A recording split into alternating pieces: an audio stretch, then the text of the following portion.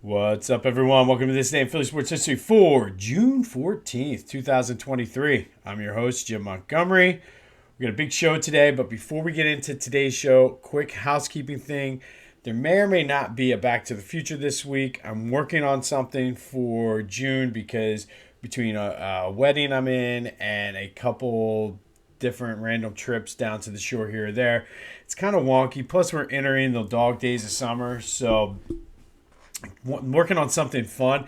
I just don't know when I'm going to be able to get it all together or even the details of it. So there will be one episode coming soon. I just don't know how it's going to work. So stay tuned for that. Best way to stay up to date is to go and like and subscribe Back to the Future with a PH wherever you get your podcast.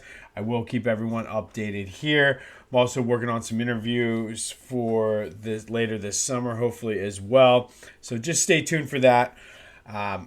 Details will be coming as soon as I'm able to. All right.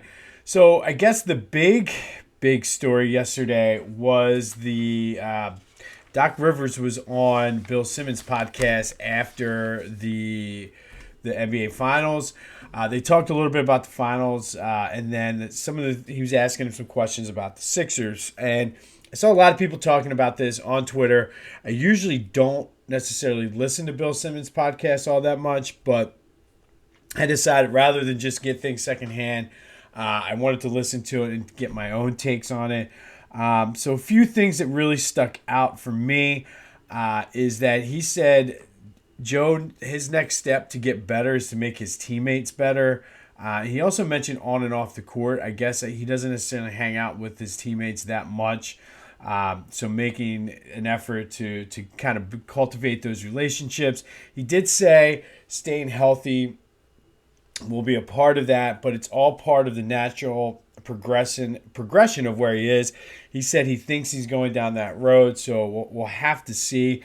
My takeaway from that was very similar to the whole Iverson thing, especially the practice rant. Like, how am I supposed to make my teammates better? But he wasn't really talking about practice as much as just building those relationships and then elevating their game. So we'll see. The one thing that I guess we were just talking about the process was a downfall of that. He said there's a losing culture in that building. And Elton Brand told him, like, your job is to not only win, but change the culture. He said there are a lot of concern about what the media thinks and what the media is saying.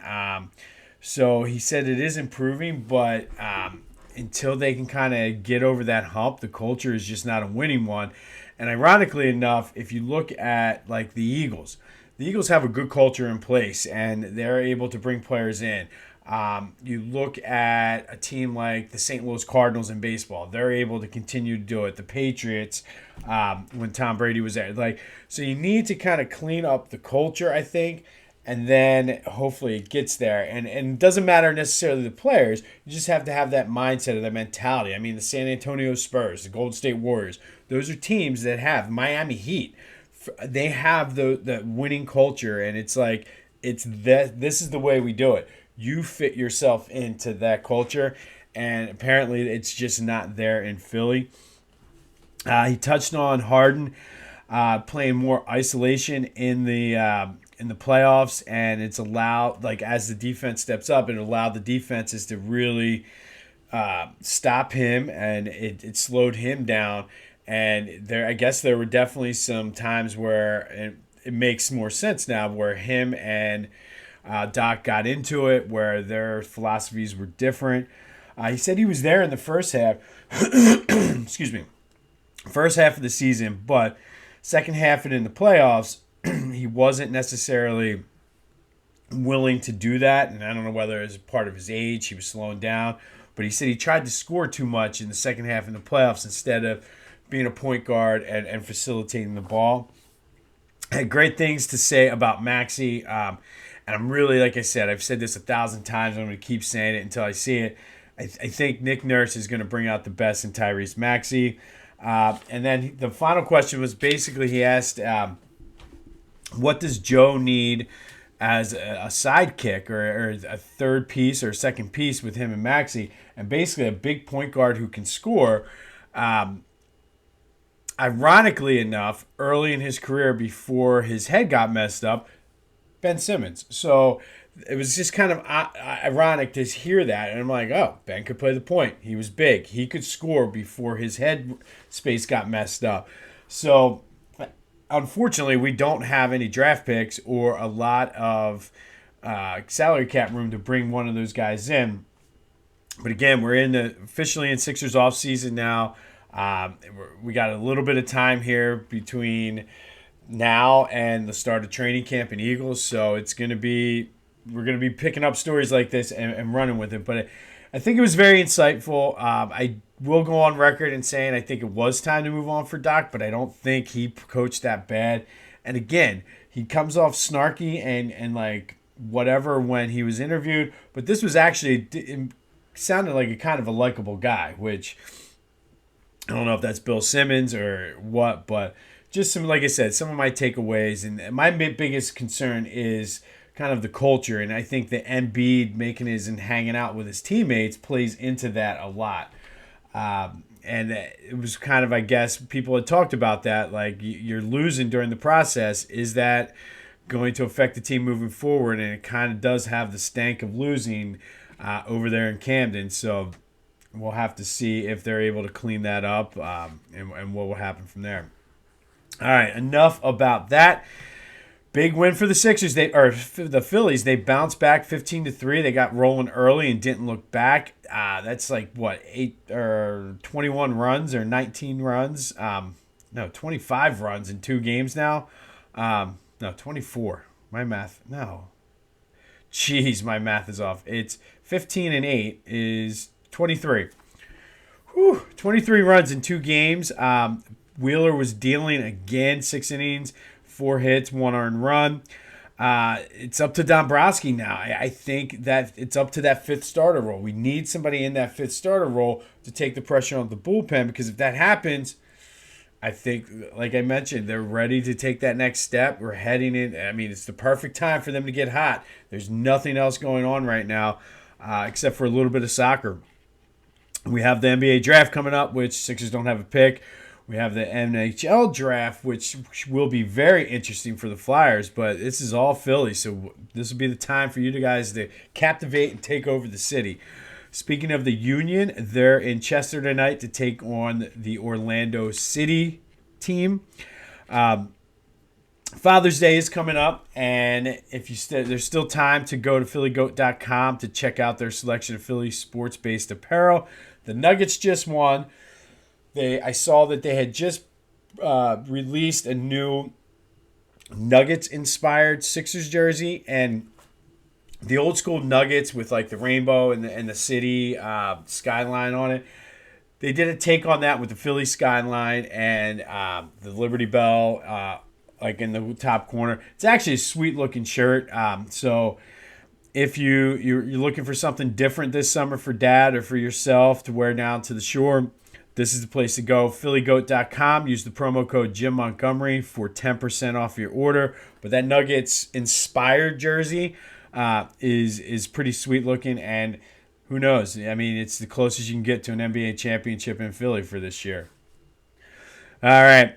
Quick Eagles note. I guess it's a slow time. And speaking of cultures, as we mentioned, they were talking to Darius Slay about the Matt Patricia relationship and the fact that they didn't necessarily had an icy relationship, I guess you could call it, when they were in Detroit.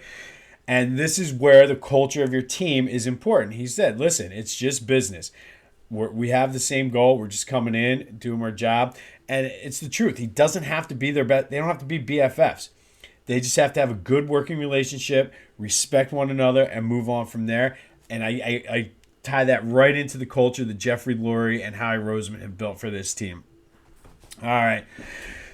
We are going to take it back to 2005 today. And on June 14th, 2005, the Mariners beat the Phillies 3-1 out in Safeco Field. Jim Thome knocked in Bobby Abreu for the Phillies' only run. Dave Hansen hit a home run for the Mariners. But the big story was Ichiro Suzuki went 1 for 4. And that hit was his 1,000th in the majors, and he was became the third player since 1900 to do it in under 700 at bats. Lloyd Wayner did it in 1932 in 686 at-bats. And here's your other Phillies connection here. Phillies Hall of Famer Chuck Klein did it a year later in 1933 in only 683 games. So Ichiro, it took him 696 games to get his 1,000th hit. He's the third player to do it since 1900, under 700 at-bats. It came at the expense of the Phillies in 2005 in a 3-1 loss. But there was some promise on that 2005 team. That was Charlie's first year. Howard was Rookie of the Year. They finished one game back of the wild card. But some of those pieces were now in place. And if you remember, once they traded Bobby Abreu the next year, that's when things sort of kind of came together for them. All right, rivalry month. We should have talked about these yesterday. I'll have to talk to my my program director of why we didn't talk about the Devils yesterday, because we talked about the Devils. But Devils became the Devils in 1982. Before that, they were the Kansas City Scouts and the Colorado Rockies, but they were a horrible team. They're currently owned by Josh Harris, who also owns the Sixers. And somehow, if he can take that Devils culture and put it in the Sixers, we could be okay.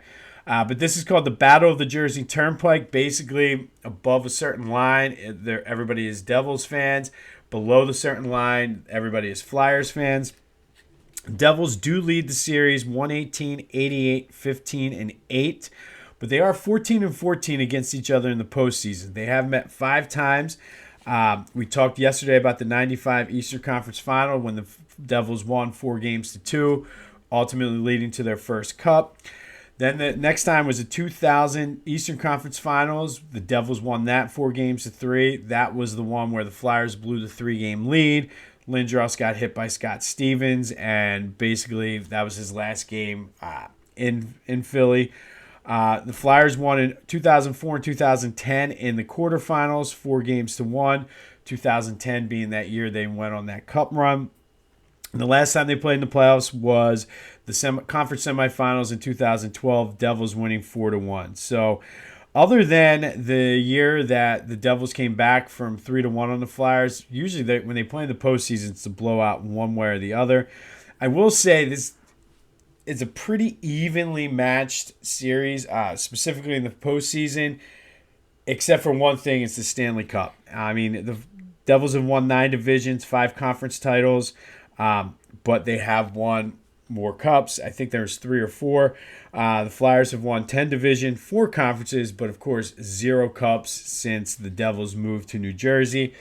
On a scale of 5 for our rivalry scale, I'm going to give this one a 4 out of 5, simply because they're one of the top 3 rivals right now of the Flyers. And they will be once the Flyers start getting good. The Devils actually were down where the Flyers were and have started coming back. So it'll be nice to see what Danny Briere can do to get the Flyers back to that level and hopefully rekindle the spark in that rivalry.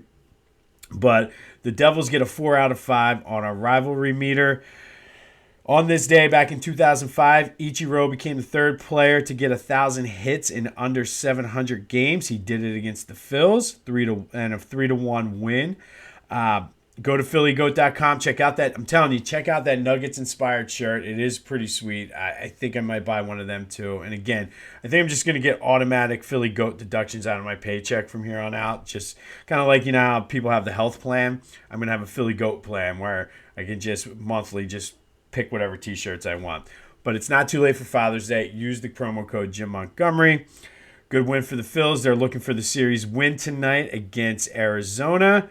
Let me know what you think about the Doc interview. Was he right? I think for the most part, my takeaways were a lot of what he said are the things we're thinking. Again, I don't know if it comes down to him not being as strong of a coach. Like I've said it a million times. I don't think anybody has ever milked winning a championship with a super team for more than what Doc has, but he brings up some good points. So how do they get the stank of losing out of the building and change that culture? Let me know what you think. I'm Jim Montgomery. This has been This Day in Philly Sports History. Go have yourselves a Wednesday, and until next time, I'll see you when I see you.